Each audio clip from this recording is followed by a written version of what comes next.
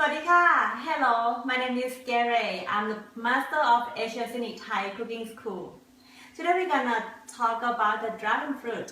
You guys know dragon fruit? In Thailand we have a lot of dragon fruit, but actually we have two kinds of dragon fruit. There are two colors, the white one and the purple one. How to check it? It's easy for you to check like this. The small one has more texture like this, and the big one and is not too much texture. It's quite different. We see which one is white and which one is purple color. A lot texture like this. You see,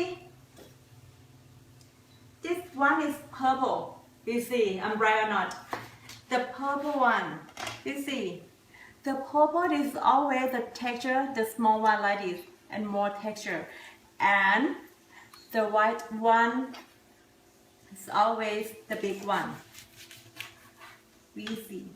But actually, it's not too different flavor. It's not too sweet. It's sweetless and it's good for the girl who want to diet because it tastes quite like kiwi, but it's not too sour. Just more hydrate.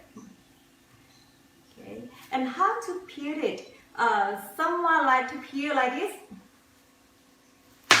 Someone like to peel the dragon fruit like this.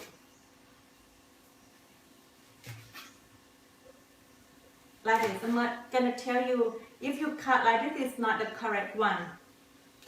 You see, we cut all the meat, but I will show you how to cut the dragon fruit in the right way. We just cut like this. Gonna see here, just cut in half and in half, and it's easy to peel like this. Easy for you. It's easy for you to serve. This.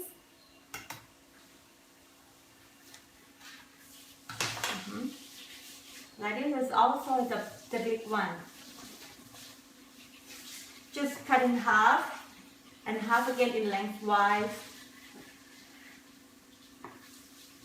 and easy for you to peel, or you can do like this if you want to eat in bite size, like you cut watermelon like this.